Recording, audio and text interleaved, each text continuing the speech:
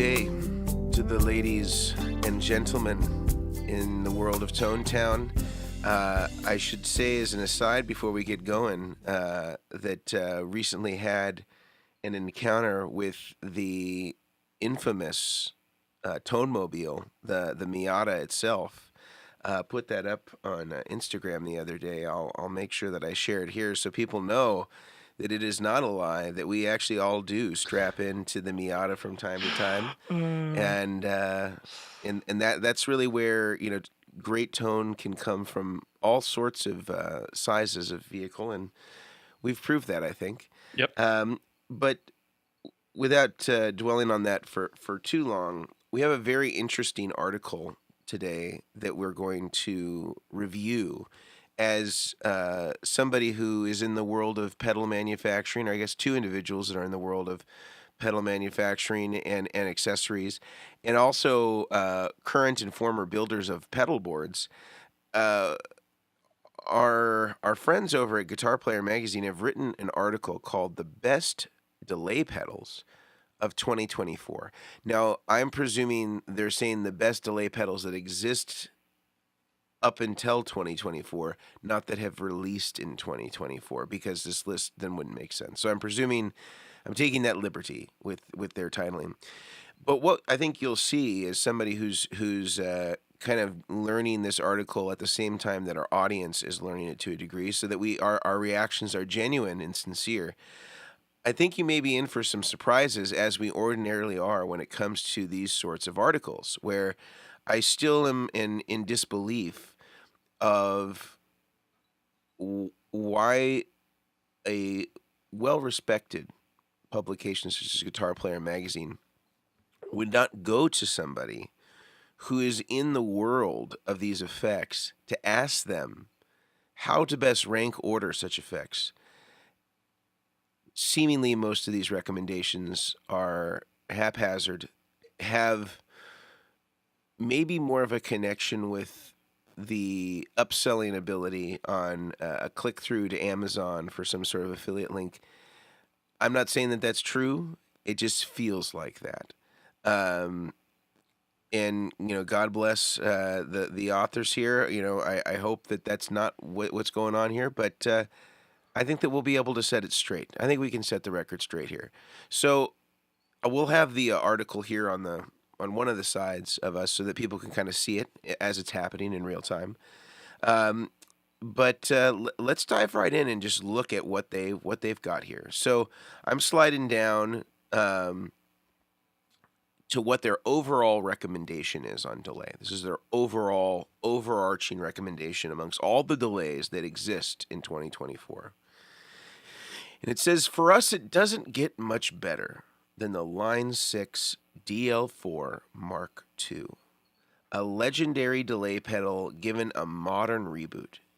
It's not only got fantastic delay sounds, but also houses reverb and a looper, making it one of the most complete time-based effects around. That was their number one choice. Let's start there. Number one delay pedal, best overall. Do we know how much this goes for? How much it retails for, a DL4? Any idea, Grant? I don't off the top of my head. It's not insane. I'm gonna guess it's probably around. I'm gonna say $300 to $400. Yeah, that's probably fair. I'm on some Canadian sites because they all default to Canada while I'm up here. It is $299.99. That is not bad. Cost-wise, you can't balk at that for MIDI controllable multi-effect type delay unit. It's a good price. Yeah. Top spot? I don't know. Well, let me say this. How much more is the Timeline? Is that like 100? That's in like the mid-4s. Is that mid-4s? Yeah. So, the tough thing for me, I think if it was the DL4 Mark I 10 or 15 years ago, probably best overall. Yeah.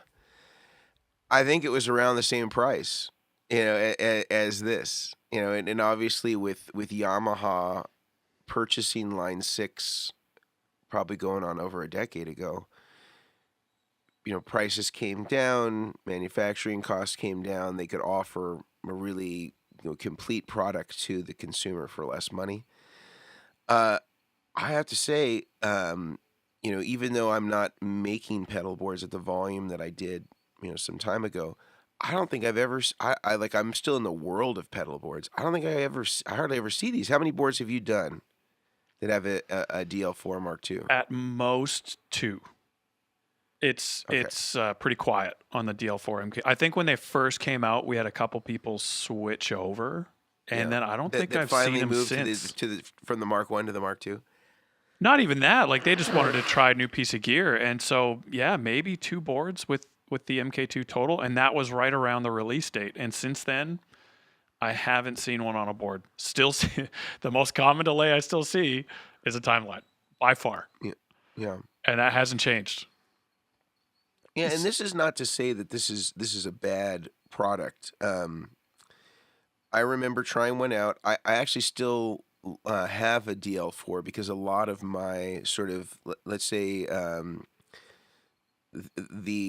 my cornerstones tone-wise, one of the greats is Philip Sayas, a fellow Canadian living in Los Angeles, trapped in LA, and he was a long-time DL4 user. I don't even know if maybe he still is, but until very recently, if he's not, until very recently, he was a DL4 user and got amazing delay sounds out of it that were kind of along the lines of what I would go for. Also, historically, again, not currently, but historically, Doyle Bramhall used some of those, got some amazing tones out of those. I always thought the DL4 actually sounded pretty good, and as the technology of delays, made them more efficient and cleaner, when you would listen to like a analog delay or a Memory Man style thing on the DL4, it actually was pretty good. It actually sounded like, I was like, yeah, this is totally passable. So I've got a lot of love for the original DL4. The Mark II, I've played one. Because I was kind of curious about some of those things, some of those updates that make it a lot more user-friendly. The Mark I did not have MIDI, I don't think. There wasn't MIDI on the DL4, was there? The original one? I don't think so. I don't think so. And I don't know. I didn't think it was like, I didn't think it was amazing. I felt like, of course, the timeline was way cooler. And you have to remember, too, the lineage of the timeline. And this is just a little Uncle Mason's history lesson here. I'm sure a lot of you know this, so I'm sorry for those of you that know this. But everybody that was involved, almost everybody that was involved in the making of that DL4 and the MM4 and all those 4 series pedals originally with Line 6, they're all at Strymon. They were all people that went over to Strymon. So the timeline is sort of, I think, an evolution of what the DL4 was, and that's kind of what they were setting out to overtake, is creating a delay pedal that was sort of the next evolution. Because there was this weird thing, and I hope this isn't speaking out of school here, where Line 6 I think was kind of in a position where they've kind of made them all the moves that they could make. I think they had developed the Helix, but they couldn't produce it. It was too expensive for them to produce it in their current structure. And so that's why you were seeing all of the models like the DL4, the MM4 being remade into these sort of like like broader multi-effects units like the M9 or the M13 or the M5. And I think that they didn't have the ability to produce the Helix, even though they had already been working on that technology for a long time. I think that Yamaha then gave them the ability to actually bring it to the marketplace. And I think in the meantime, some of the people that were working there, they started, what was it called?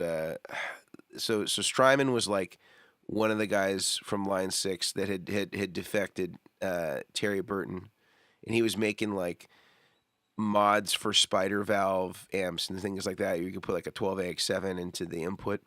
And then the Strymon people had defected, and I think they were called Damage Control. Is that right? Yep.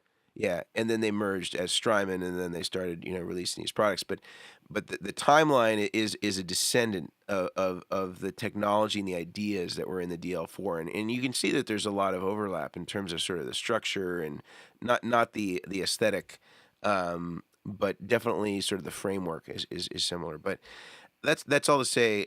I don't think this is like a bad choice. I don't think this is number one for me. No. Well, even just in uptake in the industry, I'm not so arrogant to think that I have a pulse on the entire industry of guitar players. Far, far from it. But from touring musicians playing maybe in country, pop, rock, to church guys, to at home guys, decent feel on the pulse there, and you just don't see them around that much. And so it'd be hard to make a justification for that being in the top spot. Yeah. Well, nobody has ever denied that you fingered the pulse. Is that how they say it these days? Something about it just feels so wrong. I can't quite grasp it. Yeah, but I mean, if that's what they say, that's what they say. I'm sure I don't know what you mean. Let's move on to number 2. Yes, let's move on. Oh, look at that. So number 2 is the Strymon Timeline. Yep. Now, they're calling best multi-mode. I'm assuming that multi-mode means that it fulfills multiple effects, like multiple different delay effects in one box, which also the DL4 does. It's not like the DL4 just has one delay. It's got a little rotary knob, and you can select through the different effects. They call this number 2. They say here, present on more Pro boards than we care to remember.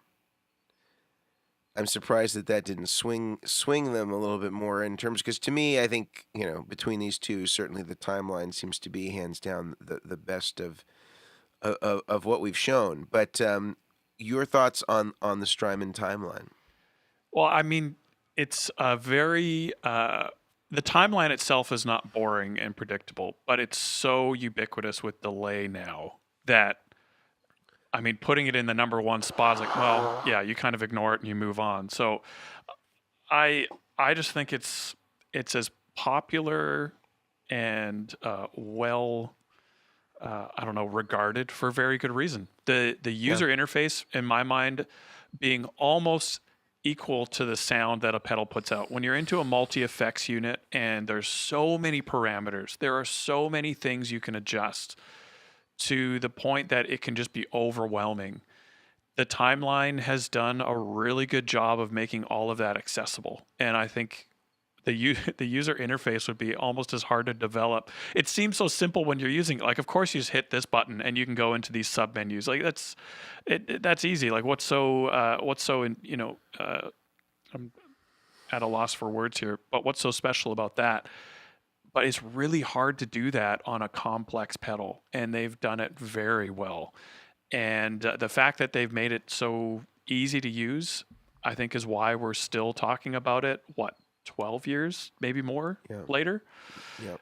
It's just a really well-built unit, and they do last for a very long time. You'll see knobs break off every once in a while, which is less about the quality and probably more how rough these things get used. But the switches last forever. The jacks are great. Like, I very rarely run into issues, and even more often than not, when I do see one that's really beaten up, it still works. It just looks let's say well loved.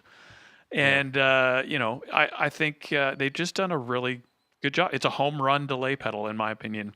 As boring, again, as it is to say, because everyone knows what this pedal is. I think it's, I would, without trying to come up with a really original, exciting answer, this, hands down, this is the number 1 spot for a delay pedal. Yeah. It's just priced well, easy to use. You got all the sounds you could ever hope for, and it's MIDI controllable. Like, what else do you want? Yep. Yeah, I think it's great too. I was thinking the other day, like, somebody had asked me for delay pedal recommendations, and there's things that I like better than it that's just a taste thing. It has a sound.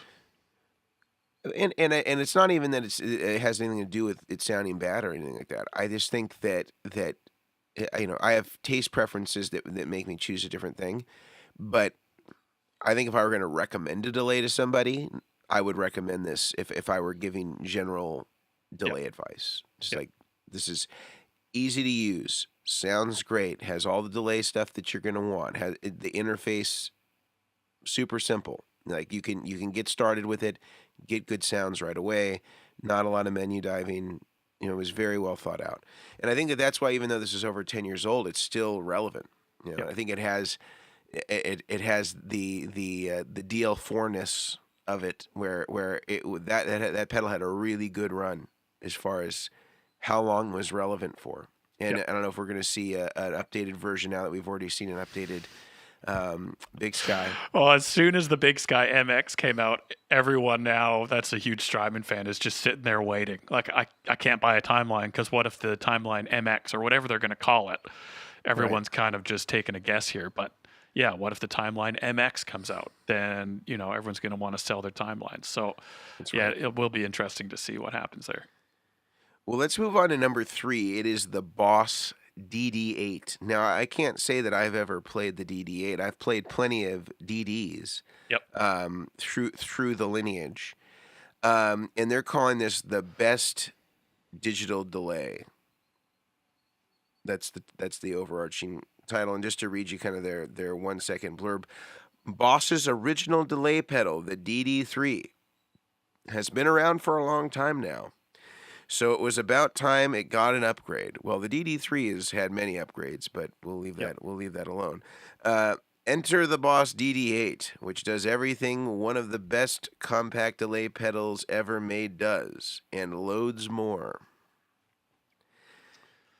I don't hate this recommendation. I'm going to be honest. I think the list itself is a bit of an odd one in the sense that yes, they're all delay pedals, but the category of delays, there's a wide swing here. So we have the Timeline, which does everything, and then we have the DD8, which is maybe not even that stripped back. It's not like it's a DM2 with one key sound on it, but the feature set on these varies widely. But if we're just talking delay pedals, and someone says I want a basic delay for my board with some common controls on it, the DD8 sounds awesome. And in my mind, I think where maybe you have the DL4 in your head and that was a very important pedal for you, the DD series with its just crisp, clean, what you put in, you get out on the other side, but with repeats type sound on it. I love the DD series of Boss pedals. And it's a Boss pedal, so it's always going to work. It's never going to stop working on you. It's very reliable. And on the DD8, the analog recreation that they have in there, the digital recreation of an analog delay is surprisingly quite good. I didn't expect much from it, but when I played, I was like, if I heard this on a recording, I probably wouldn't think twice about it in the context of a mix and all that. And one of my favorite things I have to say about Boss DD series pedals, although I don't know them well enough to know if this is pretty well equivalent across the 5, 6, 7, and 8, but their reverse delay is awesome. I love how their reverse delay works and how it kind of repeats in on itself. And so yeah, I'm overall I'm a huge fan of the DD series and big fan of the DD8 as well.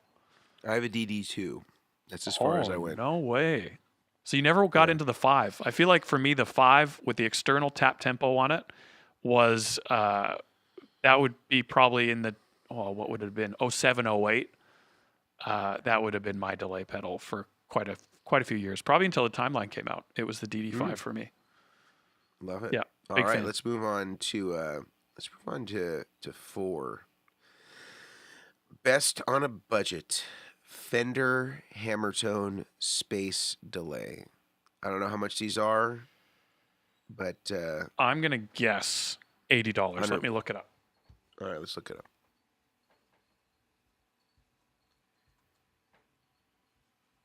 Hammertone Space Delay. $98.50 on Sweetwater. $100. All right. Sorry, that's a reverb. Okay. This is the Space Delay. $99.99. It's $1.50 more. So under $100 before tax is the cost on sweetwater.com. So I think like, yeah, how much is a carbon copy? Like 130? Ooh, probably around there. But carbon copy, I mean, I don't think this thing is actually going to be true analog. Oh, the Hammertone? Could be Let's wrong. see. Oh. You'll experience all the beauty and warmth of a saturated analog delay without breaking the bank. I don't know if that means it's actually analog or voiced. I'd probably have to look at that off the show. Yeah. How much did you see how much your carbon copy was? I'm curious. Not yet.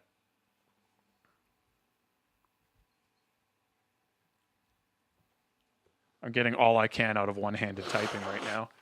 And $149. So it's another $50. All right. Yeah. I don't know. I've not played these Hammertone series Fenders. Presumably, I played the chorus. That's the only one I've really spent some time with, and it actually sounded quite good. If you're talking pedals on a budget, the chorus pedal I was quite happy with. Did you feel the affiliation though with MC Hammer as the Hammertone? It didn't come to mind, but I'm going there now. Put on those genie pants and start stomping. It's hammer time. That's right. Yeah. You know, he's a pastor here in Oakland. Yeah. MC Hammer. Yeah, he's from Oakland. Is that how he starts every sermon? Homeboy from the Oaktown, huh? Yeah. Is that how he starts every sermon? It's hammer time, and he's got the pants. He's got everything going on. Walk on music, I can suspect, would be his past hits. Says can't touch this. Yeah. Yeah. No, I mean I've only played the one Hammertone pedal, which is the chorus, and I mean to be fair, going into it, my expectations weren't that high, which is probably nothing to do with Fender and more to do with just lower cost pedals. And when I played, I was like, oh, this actually it's great. I would probably still pick my CE2 or Dimension C over it at the end of the day, but I really enjoyed it. So I can only imagine this whole series is in that kind of realm. Can you think of a really inexpensive delay? Carbon Copy was the one that came to mind, but I'm trying to think if there's something that's like really inexpensive. Well, you could go into like Hot Tone or, kind of the Chinese knockoffs. What's because isn't the DD3 still made? What does that go for? That's a good question. I feel like it's still made. There's a DD3T now with tap tempo. That is $155. Okay. Yeah, if this is truly analog, that's a heck of a deal because the Bucket Brigade chips are just getting more and more scarce and expensive. My guess would be that it's digital. I think it would be a lot cheaper for them to do it that way. But if it turns out that this thing is analog, God bless. Yeah, I don't know that I have anything that I can comment about it other than it seems inexpensive, and Grant, has said that they function according to the chorus.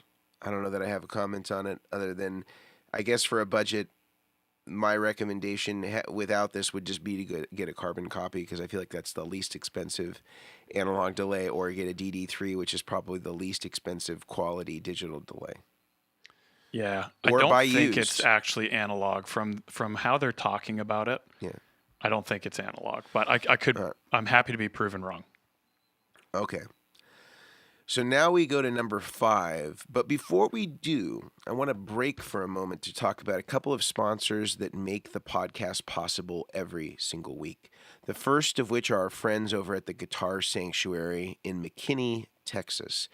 They are the Dallas-Fort Worth's area premier guitar dealership of all things that you would want, whether you're a guitar player, whether you're a bass player, whether you're looking for budget or you're looking for boutique. They have all different sorts of things, from guitars to pedals to amplifiers. Head over to guitarsanctuary.com. You can peruse all of the different things that they have, or go in store, check out the pedals, check out the guitars. You might even see Brian Omilion there hanging out because he does do some shopping there as well. previously an employee, but now off on his own doing his pedalboard thing. But nevertheless, when he needs some gear, he heads over to the Guitar Sanctuary. Great place. You can get Goodwood audio products. You can get Vertex Effects products there. Check them out on guitarsanctuary.com. I also would like to talk to you about Neural DSP. Our friends over at Neural DSP are coincidentally the producers of the Quad Cortex, what I consider to be the best amplifier emulating device that is out there on the market, whether you're talking about classic amps like Mesa Boogie Mark II C Pluses or Soldano SLOs.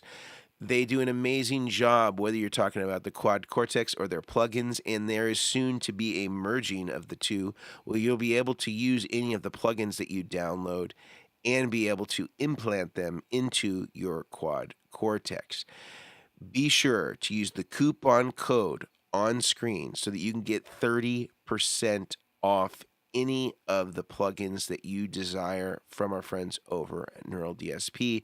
It is a great way to ensure that you're getting the best plugins in town at the best price possible.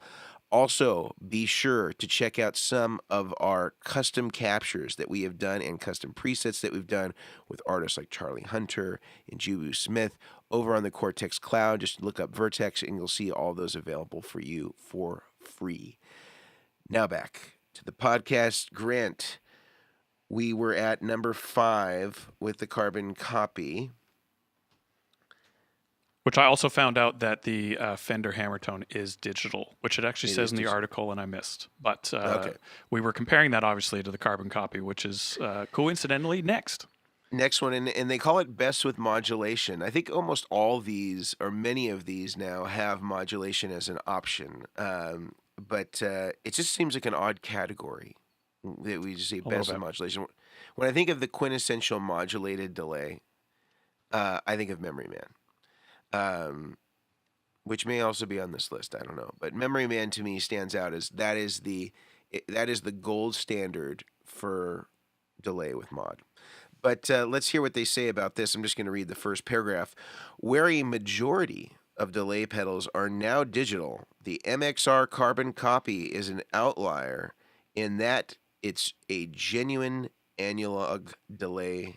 Analog delay That's pedal. Good. New category. Yep, we added a couple extra little letters there. This means it sounds quite unlike the majority of other pedals on this list, with a distinctive tone that's all its own. Well, I guess it's the first analog delay that they've shown. I think that there are others out there. The Boss DM2 comes to mind. They've Wazacraft that particular pedal. It sounds great as far as analog delays go. Can you think of other analog delays that are out there? There's obviously the Memory Man stuff. Okay, there's this is Bondi Effects Del Mar, which is based on a DM2 as well, but with kind of digital. The Del Mar is DM2, or is it Sorry, the Art Van? Why did I say Del Mar? Art Van. Yeah. Which is a total side, and I love the pedal all the more for this. John named it Art Van from Seinfeld. The Art Van delay is a fictional character that one of the guys make up on the spot when they're doing alternate identities, and I've always just loved it for the backstory on that. But yeah, this is like a beefed up DM2 basically, and obviously it sounds great. But other analog ones, Discovery Delay by Sir. That one has very good reviews. No, I think I played with it a total of 15 minutes, and I really enjoyed it, but I wasn't able to dive into all the details, like many of the pedals I get to try. I really enjoy, although it's massive and hard to come by, Moog's MF104M. Gigantic, also amazing modulation on that pedal. And it's true analog. It's got real wood on the sides. Real wood, so you know it's quality. Yeah. I don't know if it's a pine or maybe a maple or walnut. Who knows? But it's real. What else? Yeah, there's definitely a few out there. But I have to say, the Carbon Copy, although it doesn't have tap tempo, and there's a couple of those maybe modern day features it doesn't have, man, it sounds good. It's such a great sounding delay. And as we found out, around the $150 price point, it's affordable. For with all the chipsets that are in it and everything like that, it still comes in at a good price. And I use the Carbon Copy Deluxe, which with tap, right? Yeah, that does have tap, and then it has some subdivisions on it, and I really like it, and two reasons that I really like it is that you can use it in an effects loop, whereas a lot of these analog delay pedals you can't use it in an effects loop because they're really wanting to operate at -20. They'll clip if they -10 is go in an effects ambitious loop, for a right? lot of them. Yeah. What's that? They'll clip if they go into some Yeah, effects they'll loops. just distort. They'll Yeah. just distort. Whereas the Carbon Copy Deluxe has an offset internally for line level, and so you can Perfect. get away with using it in almost any effects loop, and so it makes it pretty versatile in that regard. So I like using it that way to get an analog delay sound to use either in a loop or to use in a wet dry wet rig where I'm feeding in a line level signal, and I hook it up to a disaster area box where I can get my BPM. So Yep. like if I'm so I can. That's the only drawback of it is sometimes if you depending on what your context as a player, if you're playing worship stuff, you need to have that readout. You don't want to let Jesus take the wheel on the BPM. Yeah. That's a bumper sticker that we're going to be producing.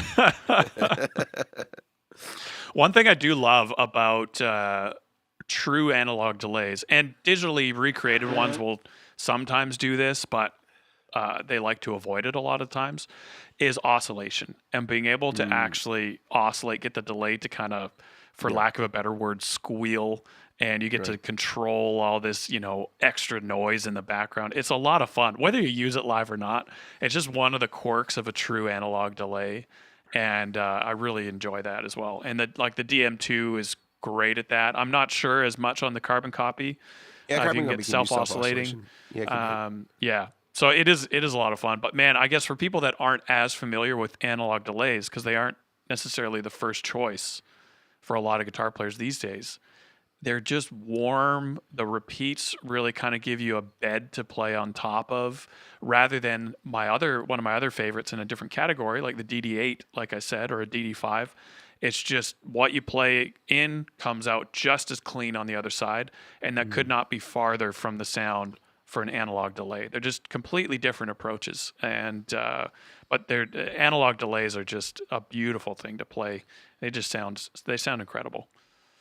Agreed.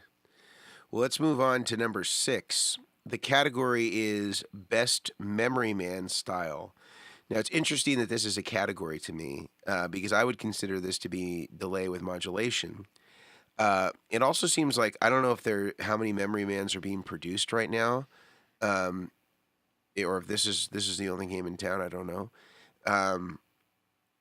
But yeah, it's a small box Memory Man with 6 Roughly knobs. the size of a DD8, or even a little bit bigger It looks like than it's a like the Carbon size of a Copy. Phase 90. Yeah, Carbon Copy Phase 90. Yep. It says, with the original being introduced in 1978, the Electro-Harmonix Nano Deluxe Memory Man gives you all the vibe of the original without having to sacrifice so much of your pedalboard real estate. Now, I wonder if these guys have ever played an original Memory Man, because really nothing does that. Even amongst the Electro-Harmonix replicas that have come out in various smaller sizes, larger than this, but still replicas nonetheless, none of them quite do it. I think that the best you're going to get is probably in like the 90s reissues. Those sound pretty dang close to the originals. It can certainly be modified by what's the guy's name? Mick Davis. You can send them into him and he'll get them all dialed in. Analog Man, I think, also does some of those modifications as well, where you can kind of get pretty close to the original and even upgrade some of the impedances to make it a little friendlier. Because the problem with a lot of those old Memory Mans is they would just clip so bad with anything, and so they increase the headroom and you get a little bit more out of them. Man, I mean, I have to say honestly, in terms of Memory Man style, I would say like the Sur Discovery is a way better pedal than this. I would say that the Rocket Clockwork, which is also, I think actually Mick Davis co-designed that with them, the original Memory Man. Is that also maker. analog? Also fully analog and has tap tempo, I believe. That's a great pedal too. That's Memory Man esque. I think both those pedals are way better than this thing. The thing if that we're I'm just going off of surprised- Memory Man style. The thing that I'm surprised, surprised about this one, if you would have just shown me the pedal and said it's a Memory Man recreation, which you'll notice obviously if you look at it, and you were to ask me, is this digital or analog? I would swear it's digital, and it's just replicating the analog sounds and feel. But this one is actually analog, which I'm very surprised about, and it comes in on Sweetwater at just under 215. And so again, I mean, for an actual analog pedal with a couple of extra controls on it, I'm pretty impressed by that. Although I have to admit I've never played the pedal. I would expect it to be digital, which I'm happy to read that it's not. That's great. Yeah. Have you ever heard of the Rocket Clockwork? From you. You were the first person to tell me about it. It's come up a couple of times, but it's not a super common one from a setup point of view. Actually, it doesn't have tap temp, I'm mistaken. So it's got an on-off, and then you can trigger the modulation with a foot switch. Okay. So you could turn on and off the chorus vibrato thing. Yeah. It's a great sounding pedal. It sounds really good. And it's not as small as this, but it is very much the thing. And there's a cool like preamp color to the Memory Mans too that I think is unique and really cool. I don't know that this has it. I haven't played this version of it, but let's keep going here. All right, 7. I'm not sure. How did we get to 7? Weren't we on? Okay, I guess we were on 6. Okay, 7. Yep. This is the Maris LVX modular delay system. I know this one makes you happy, Grant. Best it does make me quite happy. Modular delay. Why don't you take this away? Tell us why this should be number 7 or it should be further up. This one, in my mind, again, if you're after something simple, then just keep scrolling. This is not a simple delay. It does some of the classic sounds, obviously, but this, in my mind, is more like a timeline on steroids. It does so let's say it does the basics, but then it does a whole lot of weird and wacky stuff on top of that with a lot of, obviously, external control. It's absolutely a digital pedal, just like the Timeline would be. But I mean, Maris, I'm a big fan of Maris. I think the sounds and the algorithms, the actual output of the pedal is awesome, and they've done a really good job on that side of things. I still think, as far as user interface, the Timeline is still the easiest multi-delay, like more complex multi-effects delay on the market. It's so easy to use, but the Maris, from both my customers and personal experience on the LVX, it's a pretty cool unit. If you want to get into something that is a bit beyond the Timeline, I think the Maris does a really good job in that realm. The interesting thing about this, I mentioned earlier about sort of the founders of Strymon and Damage Control sort of coming together. Terry Burton, who is one of the founders of Strymon, was the one that split off and started Maris with a different Line 6 guy that didn't defect to Strymon. His name is Angelo. His last name escapes me. But I believe Angelo was the one that designed the damage control enclosures that were kind of interesting looking enclosures, and also designed all the 4 Series Line 6 stuff. So the DL4, all that stuff. He did the mechanical side of that. So that whole enclosure that, kind of was spaceship-esque.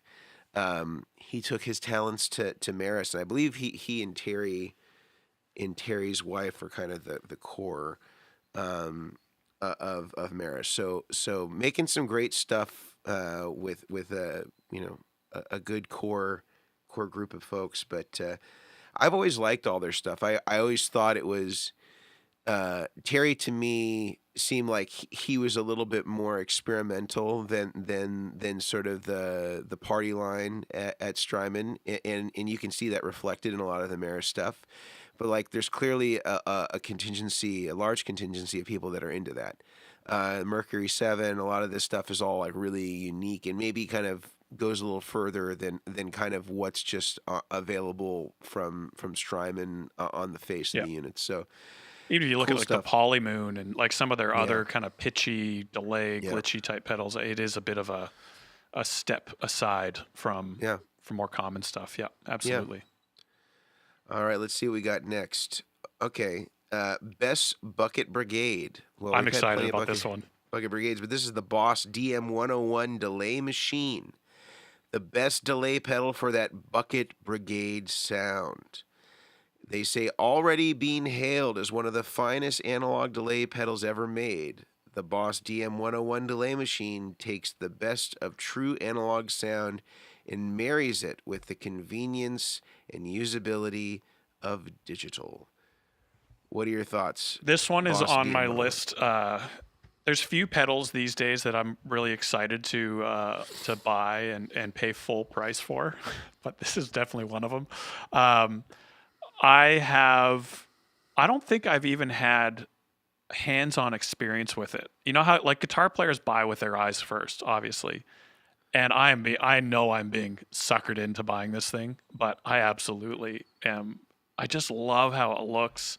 And then I've talked to a few guys that have done in-depth demos on it, and just trying to look for a reason to hate this pedal, because I don't want to spend money if I don't need to on a delay pedal. I probably won't use that much. But everyone I've talked to, I have not had a single person that knows this pedal really well say that it is terrible sounding. The noise floor is too high. It's hard to use.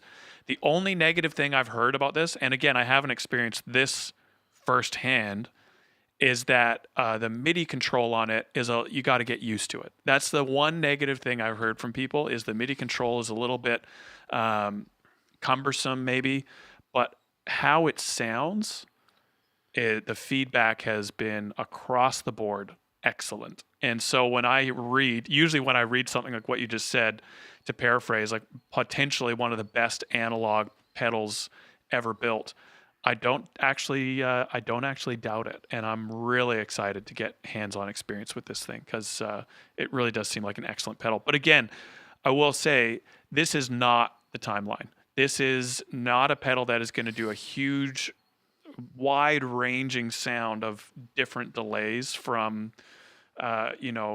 digital to analog to tape recreations to whatever else you can think of.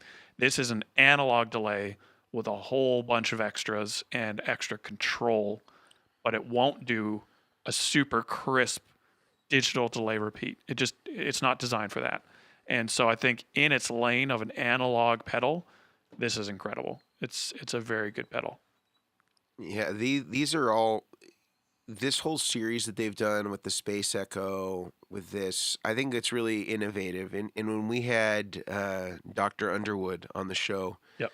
A few months ago, we had floated to him the idea of a CE1 recreation, since these enclosures kind of pay homage to that early Boss style enclosure that you would have seen the original stereo choruses. And I've played this unit. I really like it. I'm such a memory man pervert that as far as the analog delays are concerned, that really just owns me. Like on my big Nashville style pedal board, which people have seen before, if they've been regulars on the podcast or on our YouTube channel. That has a full size memory man, 24 volts of glory going into it. And actually, here's the interesting thing about the memory man. I've measured a lot of memory, so I converted my memory man from AC to DC, and they did that later in the 90s, because I think mine's from the early to mid 80s. I bought a bunch of memory man power supplies. This is kind of a secret thing here, and I'd be interested if somebody like Barry O'Neill is listening to this from Exactone that could chime in on this. But I bought a bunch of different Electro Harmonics power supplies for it in the meantime, because I hadn't integrated it on a board when I converted it. Almost every one of those supplies from Electro Harmonics that was supposedly 24 volts, it's coming in like 30 or 31 volts DC. That's not insignificant. Yeah, so it's quite a bit different than what it's spec'd at. And so I was kind of wondering, so anyway, I tried. I measured it. I played the pedal, and I made sure that with the power supply changeover and everything like that, that I could, I had a little bit of room to run. It sounded a little better at like 30 volts than it did at 24. And this is 30 volts DC now. DC, yeah. So it's all converted to DC. And so I think on my True Tone, I combined an 18 and I think I did an 18 and a 12. Because you have those 18-volt outputs like that are kind of pitched over to one side, and then you can switch the 9s to 12s. Yep. And there's not a lot of current for these, but yeah, and it sounds a little better. That's awesome. Now this one has been modded, with all those Mick Davis mods for the headroom and all that stuff, and it's true bypass, which is I think mandatory for these, just because they can be problematic. Tone suckers. They can be. They can be if you don't know what to do with them, and then also they can. I think Exact Tone, our friends over there, have mentioned that they almost always, if they, I suppose they don't mod them for true bypass, they put them in true bypass loopers, because when they go hard. And they will drown anything in their periphery when they go down. So you need a true bypass, a hardwire bypass. They're going to take other people with them. Yep. Yeah. So just be aware if you're a memory man person. But yes, so in other words, that pedal just owns me as far as like analog delays are concerned. If I can't have that, my second best choice is the Boss DM2. And if you're somebody who likes the John Mayer slap thing, which is the Aquapus. The Aquapus is a DM2 that was made in the early to mid 90s. That's, I think, true bypass. I'm pretty sure it's true bypass. It's basically an exact replica of an MN 3005 Bucket Brigade ship version of a Boss DM2. If you want that sound for a lot less money, that's what he was going for. That's what you get. So I love DM2s as well. But before we keep going with the final picks here, Grant, if you could lead us into a few more sponsors that make the show possible, I'd surely appreciate it. Would love to. So the first one I want to tell you guys about is monocreators.com. You've heard me talk about them before. You'll probably hear me talk about them again. But as far as soft bags go for your guitars, your pedal boards, backpacks for photographers or guitar players, for cable bags and accessory bags, there is no other place you need to look other than monocreators.com. And now they also make a line of incredible pedal boards, power supplies, and pedal board accessories that really need to be, you need to hold them in your hands to really understand the quality that you are dealing with here. I know between Mason, Brian, and myself, any piece of mono gear that we have, a lot of the times for us it's soft bags. They just keep going and keep going and keep going. They don't break. The zippers always stay intact. Great for traveling from gig to gig. So check out monocreators.com, and you can save 10% by using the code Chairmen, CHAIRMEN, for 10% off your order from any of the things that I just mentioned, plus a lot more at monocreators.com. I also want to tell you guys about BTPA. I actually was just posting recently a rack build I did for an IEM rack, and I did this build, I think, late 2023, but I was just getting around to posting it now. And it was bringing me back to all the things that Brad helps me out on. I had so many questions, like, what is this really the best piece? Or what do you think about this?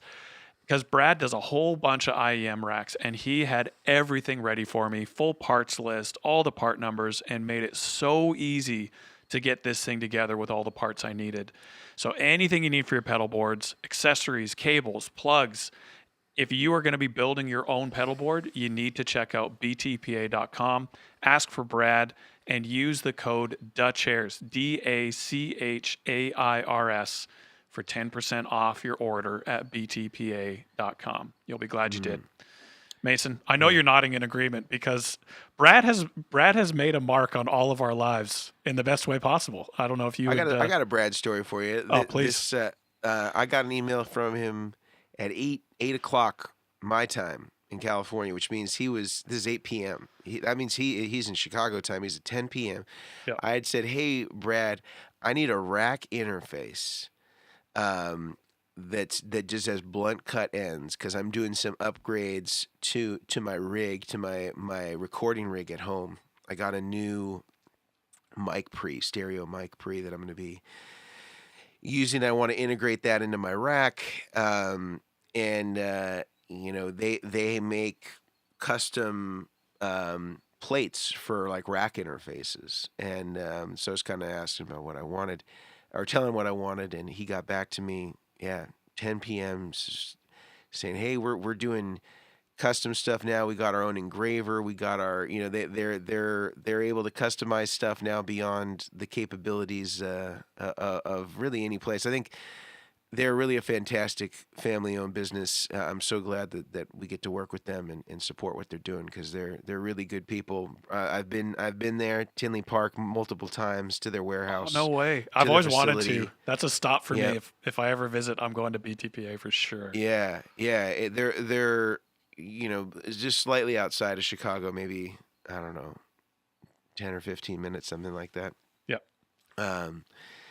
But yeah, great place, and if you want a soft gig bag that rocks hard, get the Mono stuff. Great stuff. Love it. I think, Grant, you were the one that told me that saying.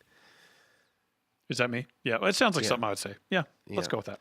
Yep. Let's move on to best retro delay, number 9.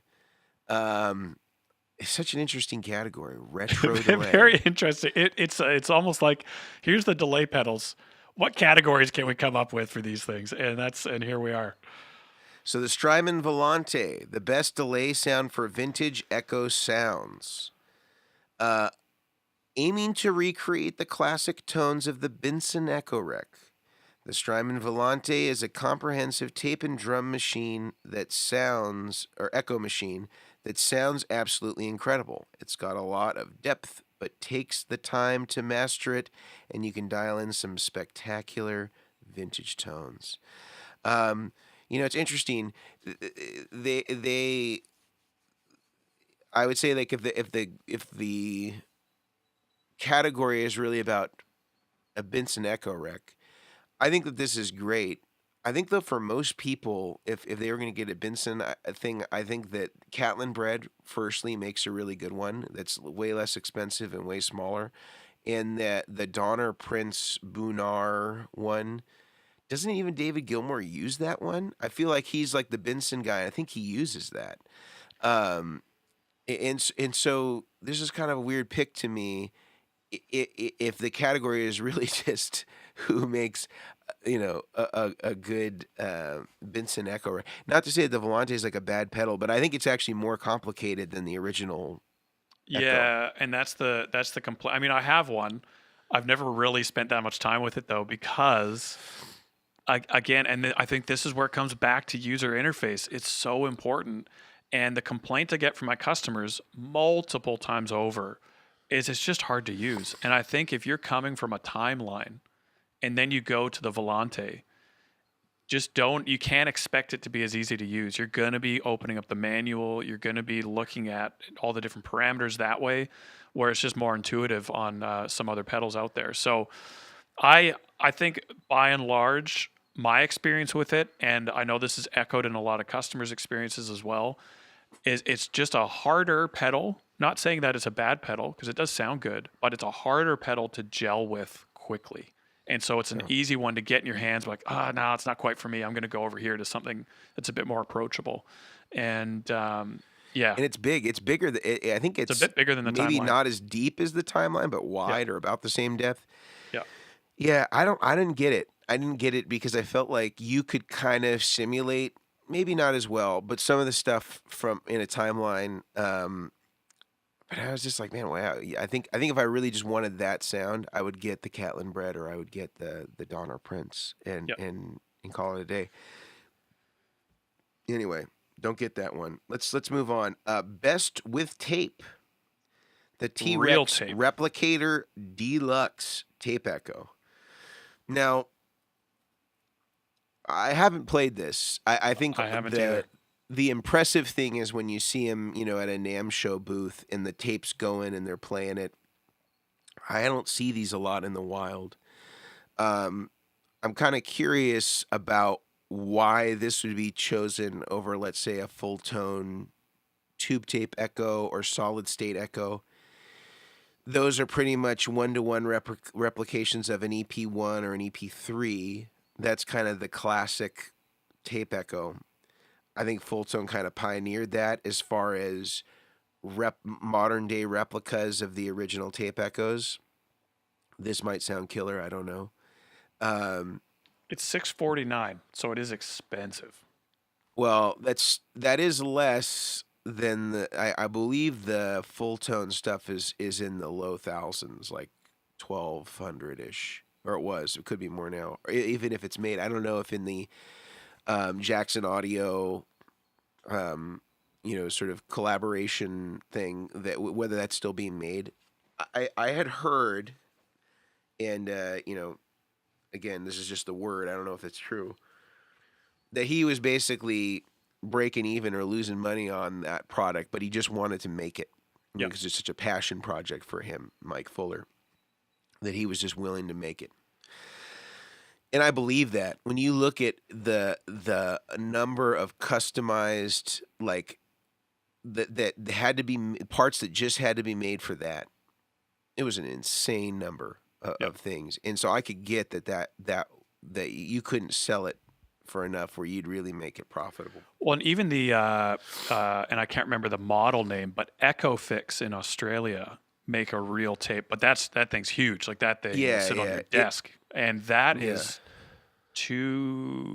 up in the $2,000 range. Australian or US? I think that's Oh no, that would actually be US, because I think Australian it was up in the 4-ish. Okay.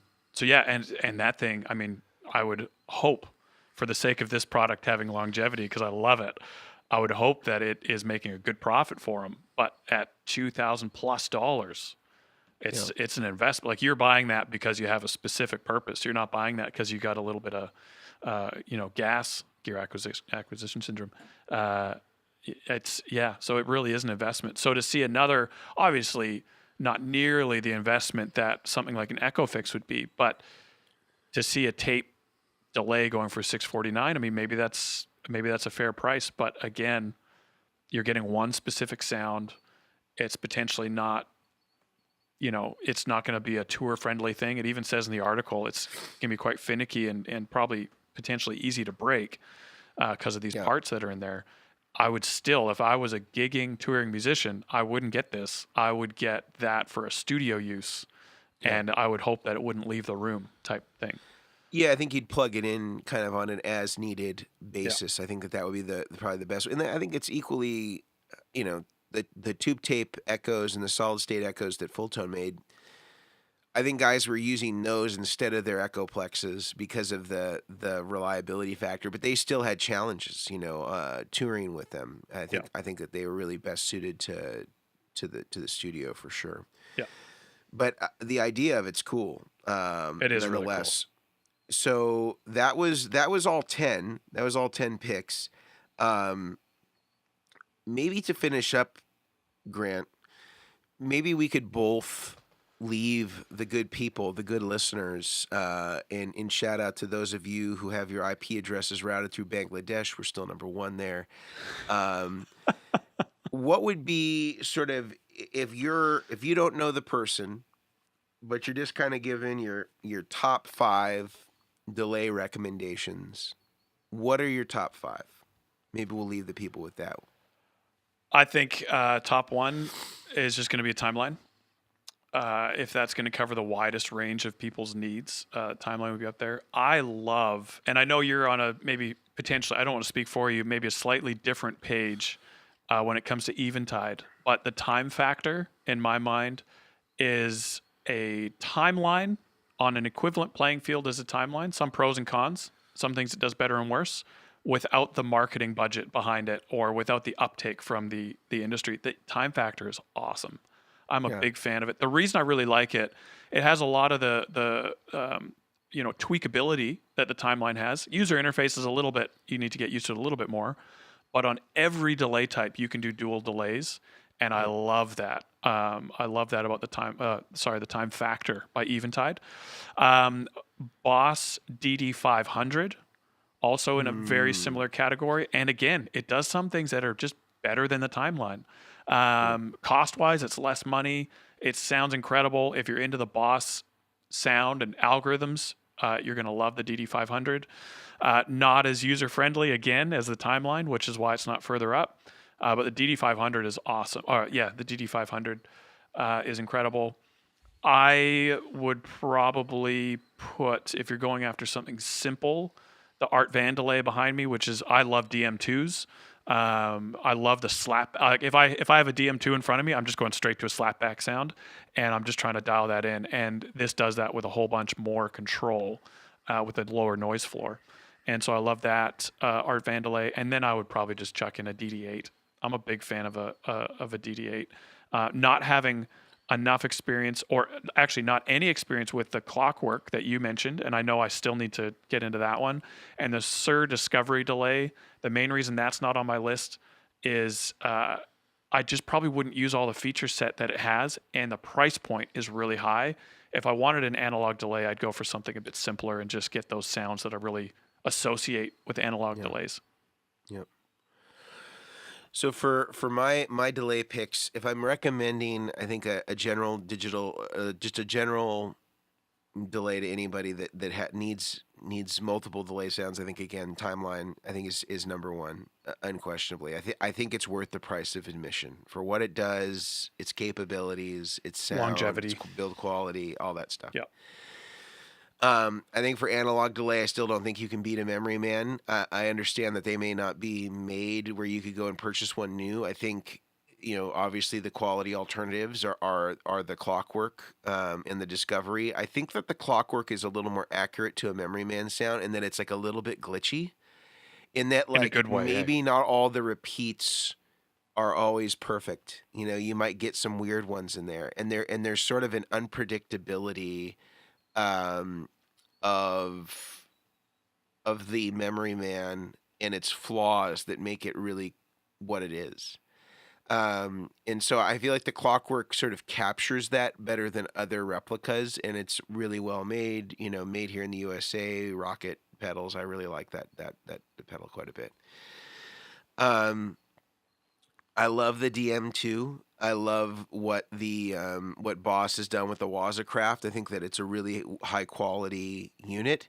If you want something that's very similar to that but true bypass, there's all these different versions of the Aquapus, which are in essence the same product, except it's a different style enclosure still, and it's true bypass, and I think they have two different sizes. If you want to have like a battery compartment in the front where you can change out the battery, there's one version for that, and I think there's like a smaller version that's kind of more of a, I don't know, small, about the size of an MXR, but it's a folded enclosure as opposed to a die-cast enclosure.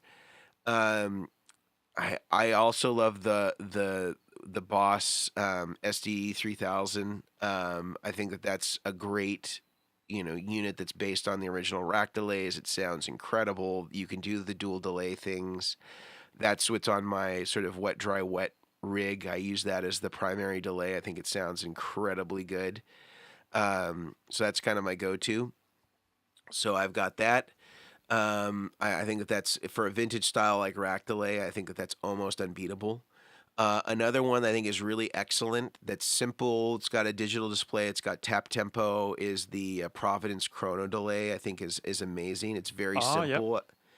I think that those sound incredibly good, and pedigree of guys like John Mayer using that thing for quite a long time. I think it's a really, really excellent device. I would highly recommend that to anybody that wants something that's easy to use, simple, has, again, a digital display so you can read BPM or milliseconds. It's got a tap tempo. It is mono, so that's a consideration for people if they need stereo. Works great in effects loops. I think it's a really solid pick. I would say that those are kind of the ones that I gravitate towards. Love it. Yeah. Well, Grant, it has been another enlightening day in the world of Tone Town. If the folks at Guitar Player or any of the other magazines, if they ever want input, and we're just putting this out there, if you're listening, authors of this article, if you want input from people that have their fingers on the pulse, boots on the ground, and that are not pulling recommendations out of thin air, or creating categories that are seemingly aimless. You can always talk to us, and we would be happy to fill in the people. But in the meantime, we can continue to analyze lists such as this, and hopefully it will give some insight or maybe some recommendations to somebody that's in the marketplace. Any final thoughts, Grant? No, I love it. I was trying to think of some dad jokes where I could repeat what I'm saying, just in line with being a delay episode, but I just don't have the courage to do it today. So I think as far as delays go, obviously these days it's a staple effect, and there are, just like overdrives, endless options out there. Some of which are worth recommending, others are somewhere else in the spectrum. But I love a good delay pedal, and I'm sure that even in the comments you guys will have recommendations we've missed. And please educate me, tell me what we haven't talked about today that's worth noting, because I really genuinely will read the comments and take note, because I'm always looking for a delay pedal that has a bit of another take on how to do things. So a lot of fun talking about it, Mason. All right, well, until next week, we are signing off. See you guys.